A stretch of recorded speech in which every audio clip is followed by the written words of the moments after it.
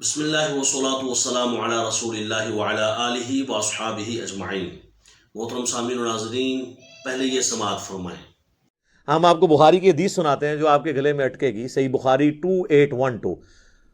افسوس ابن سمیہ، عمار ابن یاسر، تجھے ایک باغی جماعت قتل کرے گی، تو انہیں اللہ اور جنت کی طرف بلائے گا، وہ جماعت تجھے دوزخ کی طرف بلا رہی ہوگی۔ تو حضرت علی کی طرف سے عمار ابن یاسر شہید ہوئے، تو مخالفین کو حضور نے کہا باغی اور دوزخ کی طرف بلانے والے۔ میرے خیال ہے اس کے بعد مردہ آباد، زندہ آباد یہ نعرے لگانے کی ضرورت ہی نہیں ہے۔ جی ناظرین، آپ نے دیکھا اور آپ نے سماعت فرمایا کہ یہ مرزا محمد علی جیلمی ہے اور انتہائی فتنے باز آدمی ہے۔ اس نے اپنی طرف سے احادیث کی اور مختلف آیات کی تشریح کر کے لوگوں کو ورگلانا شروع کیا ہوا ہے۔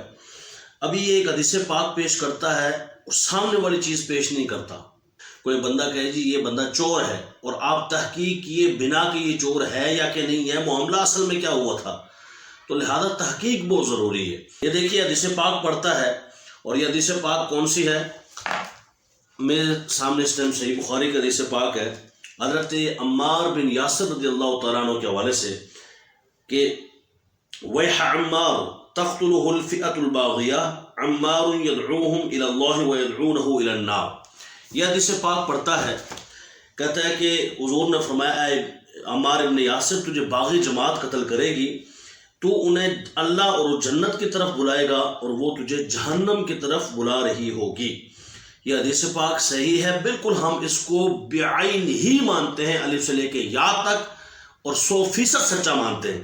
لیکن اس کی تشریح اپنی طرف سے کرتے ہوئے کہتا ہے کہ مخالفین کو حضور نے کہا کہ باغی اور دوزخ کی طرف بلانے والے، تو اس کے بعد تو مردہ باد زندہ باد کا نعرہ لگانا یہ تو اس کی ضرورت نہیں ہے، یہ تو فضول ہے۔ حضرت امیر معاویہ رضی اللہ تعالیٰ عنہ کے حوالے سے اشارہ کر کے کہتا ہے ان کے حق میں زندہ باد کا نعرہ لگانا یہ تو بات ہی فضول ہے۔ کیوں فضول ہے؟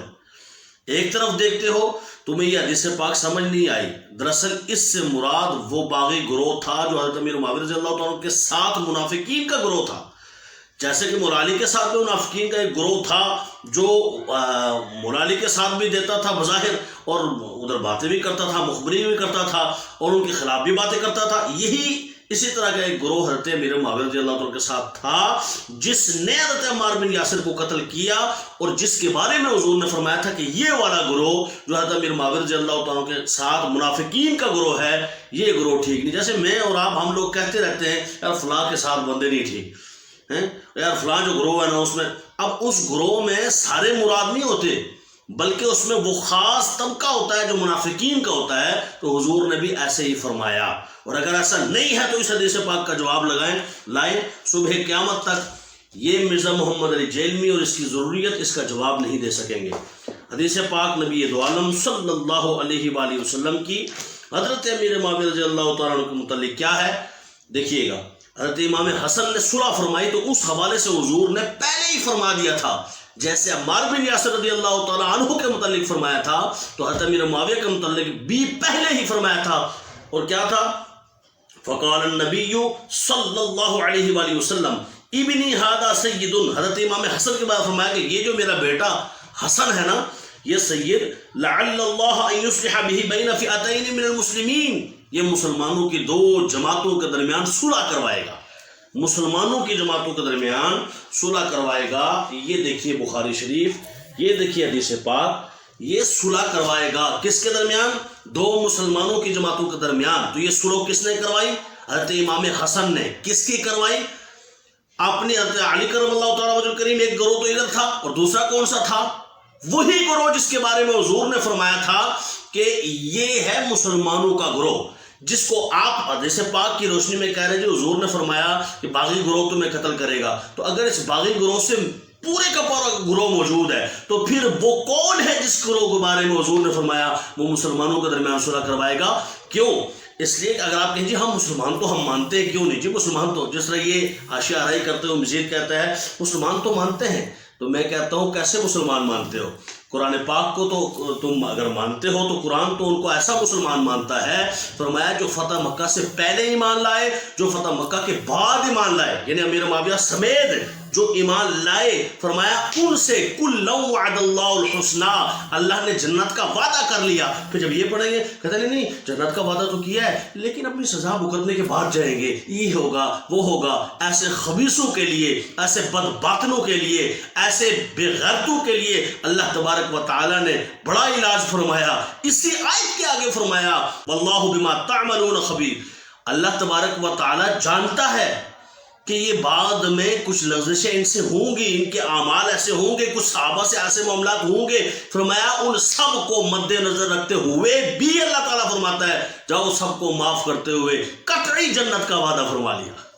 تبھی یہ نعرہ لگتا ہے کہ ہر صحابی نبی جنتی، کیونکہ قطعی جنتی ہے نا۔ ہر امتی جنتی کا نعرہ کیوں نہیں لگتا؟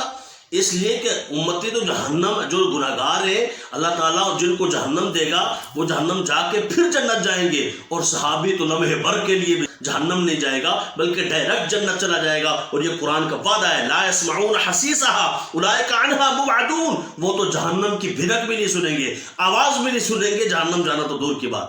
صرف وہ مسلمان، عام مسلمان نہیں، وہ مسلمان ہیں جو صحابی ہیں۔ یہ دیکھیے ایک حدیث پاک، یہ حدیث پاک ہے فَإِنَّهُ قَدْ صَحِبَ رسول اللہ صلی اللہ علیہ وسلم، حضرت امیر معاویہ رسول اللہ کے صحابی ہیں۔ یہ میں حدیث پاک صحیح بخاری سے پڑھ رہا ہوں۔ اب میں آپ کے سامنے ایک حدیث پاک اور رکھ لیتا ہوں تاکہ آپ کو بات سمجھ آ جائے۔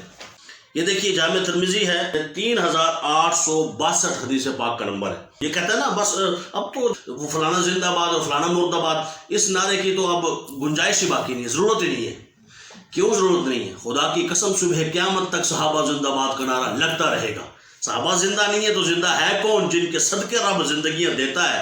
اللہ تعالیٰ تو قرآن میں فرماتا ہے کہ فَإِنْ آمَنُوا بِمِثْلِ مَا آمَنْتُمْ بِهِ فَقَدِ اهْتَدَوْا، اور تم جیسے امیر معاویہ نے ایمان لایا ویسے ایمان لاؤ، پھر تو تم پکے جنتی ہو، ہدایت پا جاؤ گے۔ حضور فرماتے ہیں اللہ اللہ فی اصحابی، پھر فرمایا اللہ اللہ فی اصحابی لا تتخذوهم غرضا بعدی فمن احبهم فبحبی احبهم ومن ابغضهم فببغضی ابغضهم ومن آذاهم فقد آذانی ومن آذانی فقد آذى اللہ۔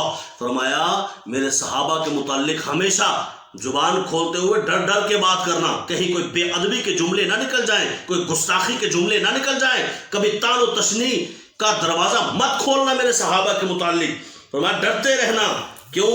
فمن احبہم فبحبی احبہم، جنہوں نے ان سے پیار کیا انہوں نے محمد سے پیار کیا۔ اور تم صحابہ کے متعلق بات کرتے ہوئے ذرا بھی شرم نہ آئے، ذرا بھی خوف نہ آئے، اللہ تبارک و تعالیٰ کا ڈر ہی نہ لگے۔ یہ دیکھو میں آپ کو آخر میں اعلیٰ حضرت فاضل بریلوی کی بات، سبحان اللہ، 100 سنار دی تو ایک لوہار دی۔ یہ ہے فتاوی رضویہ شریف۔ اعلیٰ فرماتے ہیں، ایک حدیث پاک کا ذکر فرماتے ہیں اذا ذکر اصحابی فامسکوا، فرمایا جب میرے صحابہ کا ذکر آئے تو زبان روکو، یعنی غلط بات نہ کرو، جب بھی بات کرنی ہے تو ان کی تعریفیں کرو، ان کی مدح کرو۔ اور پھر فرمایا المعجم الاوسط کی روایت ہے کہ قریب ہے کہ میرے اصحاب سے کچھ لغزش ہوگی جسے اللہ بخش دے گا اس سابقہ کے سبب جو ان کو میری سرکار میں ہے، یعنی میری نسبت صحبت صحابیت کی وجہ سے ان کو بخشا جائے گا۔